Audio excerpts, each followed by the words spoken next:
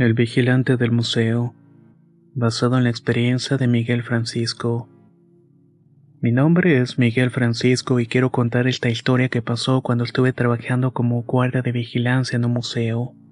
Conseguí este puesto porque soy el que más antigüedad tiene la empresa, y ya no puedo estar en otros lugares donde en caso de que se presente una situación peligrosa pueda actuar con habilidad y rapidez. Otra cosa que vale la pena mencionar es que en este puesto en específico los guardias casi no duran. Antes de que el lugar fuera un museo hace ya mucho tiempo, fue un convento de frailes durante la época colonial. Dicen que se construyó hace más de 400 años, y en este lugar vivieron los monjes de una de las primeras órdenes que llegaron a México. El museo es un edificio muy grande que abarca toda una cuadra, y dicen los encargados de algunas salas que fue más grande, pero con los cambios que hubo en algunas épocas se fue recortando. Después de la independencia fue un cuartel militar y en el que vivieron los soldados que pelearon en conflictos como la Guerra de Reforma. Después de muchos años, ya en el siglo pasado, fue expropiado por el gobierno para convertirlo en un museo regional. Y es así como funciona actualmente, resguardando piezas de diferentes lados y periodos. Es normal que en estos lugares se cuenten cosas y en este mucho más. A mí me costó adaptarme al principio, pero fue cuando uno le das paso a las cosas y las respeta, que de alguna manera las deja de ver con tanto miedo. Antes de ser el encargado de seguridad, empecé como custodio de salas. Este es el puesto por el cual la mayoría entra y en el cual resulta más sencillo, aunque también más tedioso porque solo estás sentado o parando viendo quién entra o que no se acerquen demasiado a las pinturas o las vitrinas. El día se pasa lento pero sin ningún sobresalto. La situación es muy diferente por la noche. Ahí sí se te pasa rápido las horas, porque tienes que andar muy abusado. Casi no hay luz y el museo es bastante grande. En este turno siempre hay poco personal, por lo que hay más cosas que hacer y la pagas mucho mejor. Como hay poca gente que cuida, hay que andar dando vueltas por todas partes. Y en 2 o 3 vueltas al museo ya se te fue la noche. En mis primeros meses me hice amigo del personal de la librería y tienda de recuerdos, la cual queda también dentro del museo, en la parte del claustro bajo, cerca de la entrada. A veces me tocaba apoyarlos cuando tenía que salir por alguna razón y la tienda se quedaba sola. Cuando mi horario de comida coincidía con el suyo, comía con ellos y platicábamos de diferentes cosas. En una ocasión comenzaron a hablar de cosas paranormales, cosas que justamente les habían pasado ahí mismo en la librería y que al parecer no habían sido pocas. Una de las chicas contó que en una ocasión se quedó sola durante la tarde. Ese día hubo mucha afluencia de gente, así que varios estuvieron en la librería hasta después de la hora del cierre. Como ella es muy penosa, no sabía cómo decirles que ya salieran, así que hasta que no se fue el último cerró y comenzó a hacer el corte.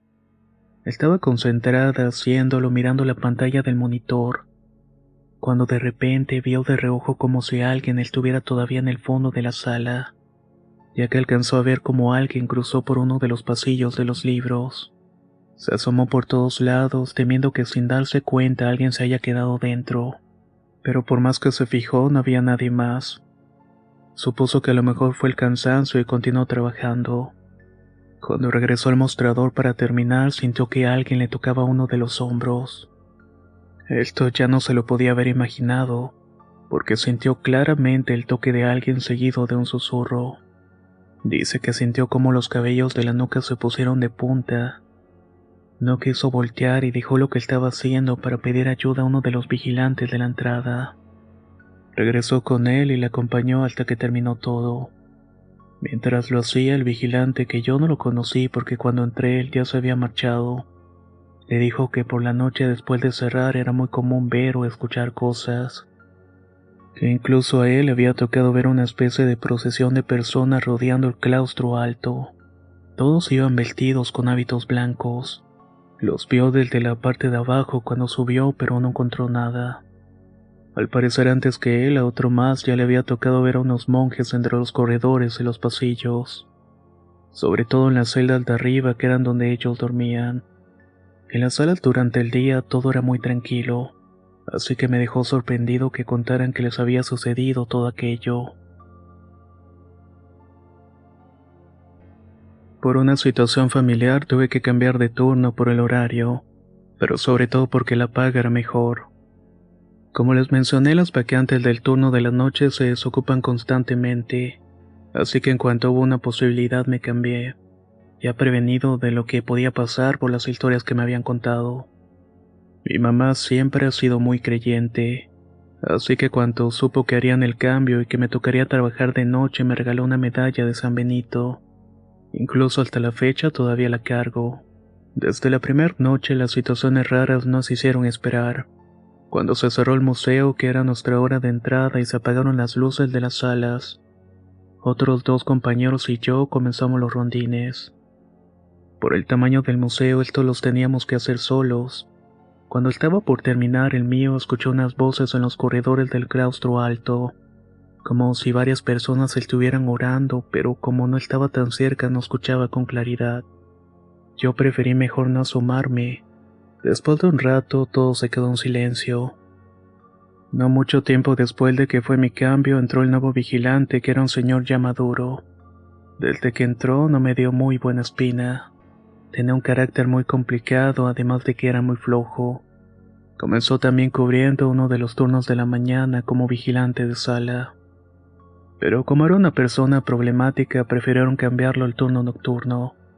Toda la primera semana faltó argumentando que estaba enfermo.